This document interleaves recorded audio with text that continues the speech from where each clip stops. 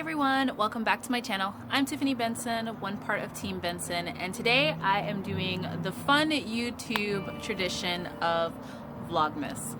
I'm going to attempt to do 30 days of gardening and home preserving and everything fun. Vlogmas! Yay!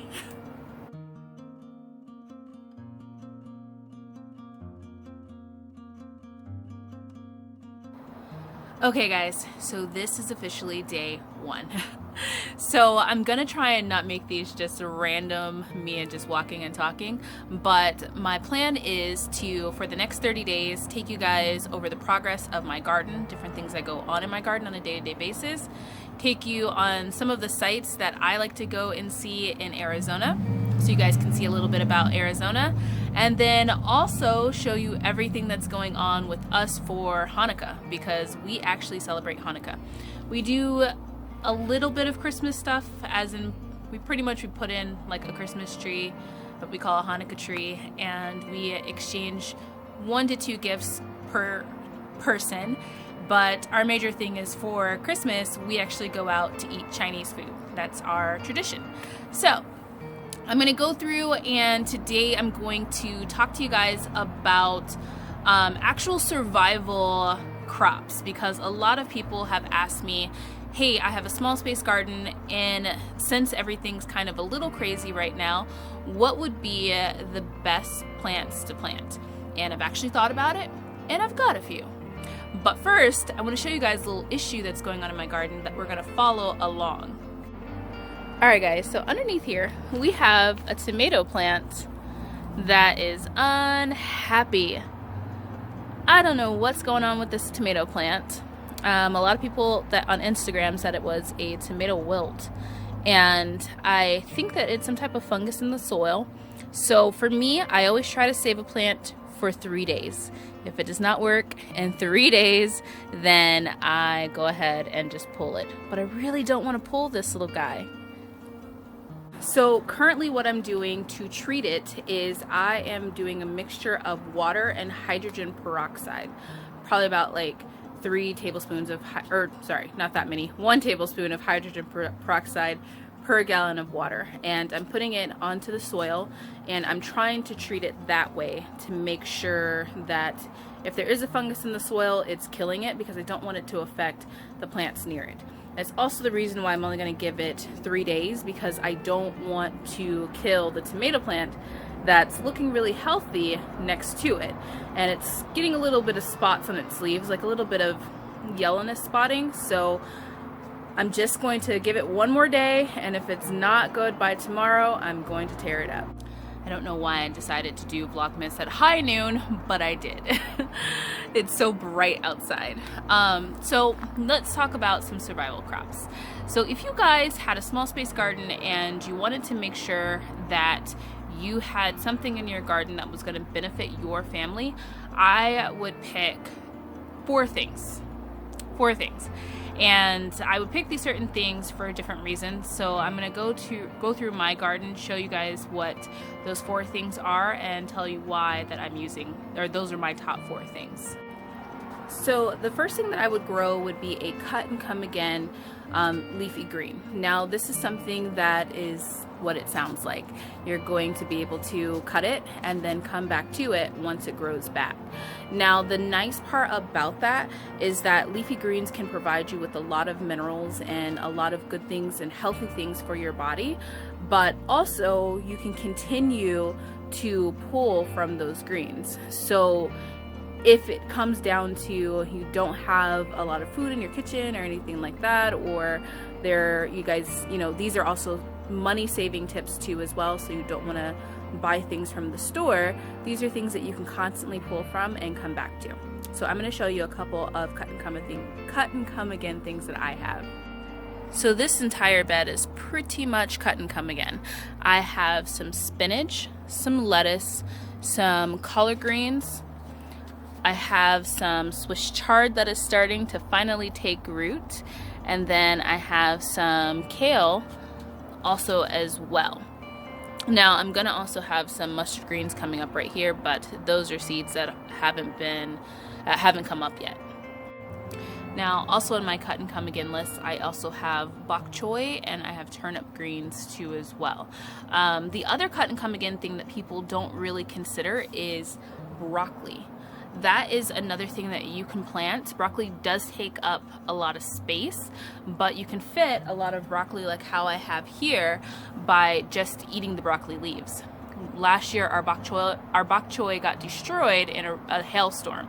So instead, we normally make stir fries during the springtime and the early winter because we had broccoli and we also had cauliflower, but we also like to have some type of green leafy thing in our stir fry. So instead of using bok choy, since we didn't have any, we use broccoli leaves and they saute and taste amazing. Now, my garden needs a little bit of water, so if it looks a little bit like, help me, it's because I haven't watered it in 2 days. Except for that tomato plant back there that demands it every day, and this tree that demands it every day. But the next thing I would plant would be herbs.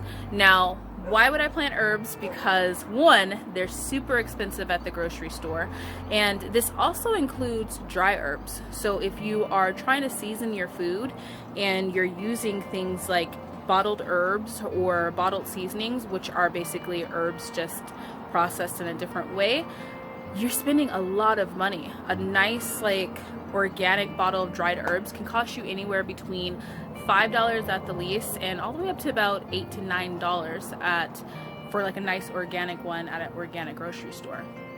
And if you're getting them fresh, they're anywhere from like $2 a pack all the way up to like $4 a pack, which is crazy when you can grow your own herbs, and then all you have to do is buy salt and pepper, and then that way you can season your food with fresh herbs. So I'll show you guys what I have.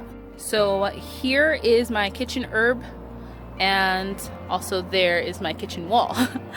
And so basically I put these right by my back door, so then I can just come out and I can pick whatever it is that I need. I have some oregano, some marjoram, some chives, some rosemary is a really good one that can season a lot of different things.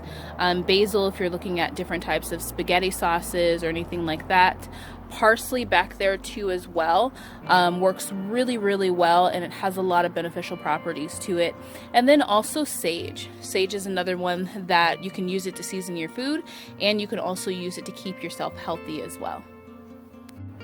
If you ever had to pick, I would always tell you 100% make sure you have herbs in your garden because they will save you tons of money. I haven't bought bottled seasoning other than salt and pepper in the past, I would say probably about 2 years now, because I've been able to grow all my own herbs, dry them, and then we get such a long growing season here in Arizona, I can have fresh herbs most throughout the year, and I've learned how to cook and mix and blend those different herbs to where now I can make amazing foods for my family. Now the next thing I would say that you should have is something that can heal your body, and one of those plants that would be amazing for you to have would be aloe vera.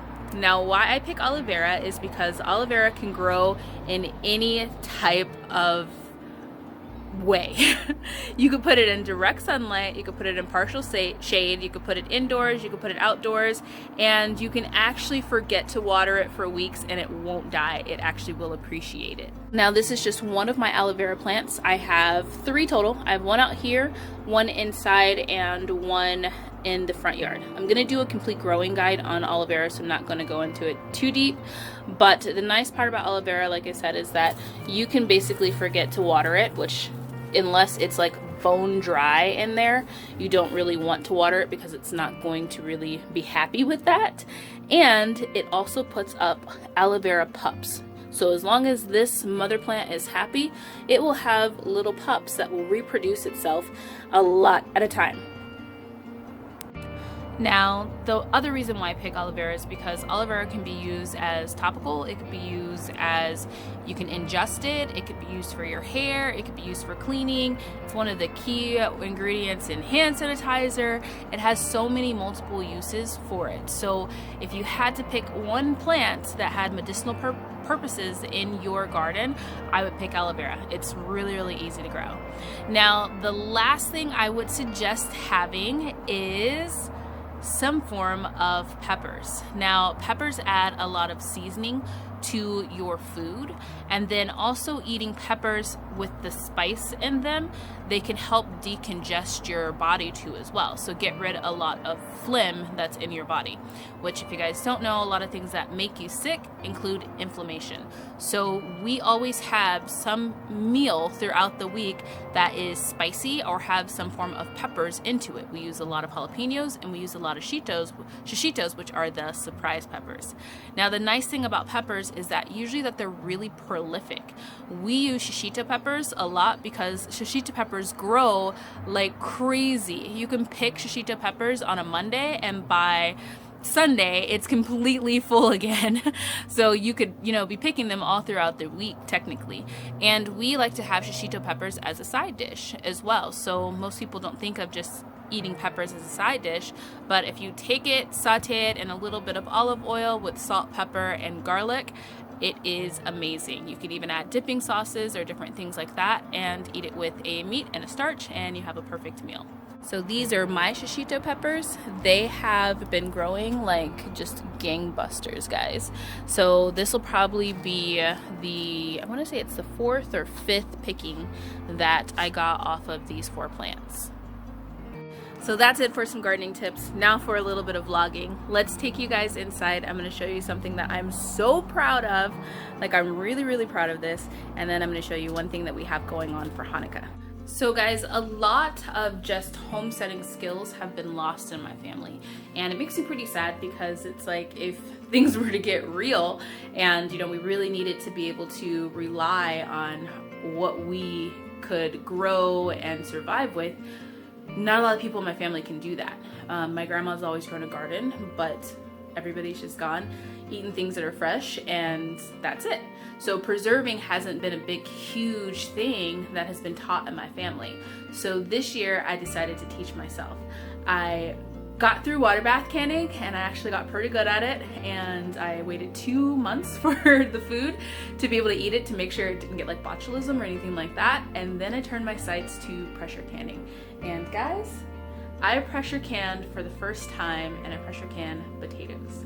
Now I'm super, super excited about this. I actually use a pressure canner that's like the cheap one, so it doesn't have like a digital dial and all those different things that the fancy pants ones have. So it was kind of like extreme pressure canning, but I did it and it worked, and they all sealed. So I'm pretty excited about that. Okay guys, so here are some front porch decorations for Hanukkah. We have the Star of David on the walls, and then we have a menorah in the blue and white Hanukkah colors. We have the second Aloe Vera plant out here that's in the front, and we have a tree, and we have some little houses. And then guys, there's not a lot of decorations for Hanukkah, so I actually made this wreath that I was pretty proud of. And then we have just our tree over here, our light up lantern, a little candle with a candle holder, and then our welcome sign. So that is first day of Vlogmas, which is a wrap. I need to change that sign because we are way less than 31 days left to Hanukkah. But I hope you guys enjoyed it. I hope you guys follow our channel for the next rest of the days. I think it's 30 days. This is going to be a lot of fun. So I'm pretty excited about it, and I'm pretty excited to kind of really share our lives with you guys, more than gardening too as well, but just what we do on a day-to-day basis. So until next time, grow yourselves a garden, because even a small space can provide you with tons of food and fun.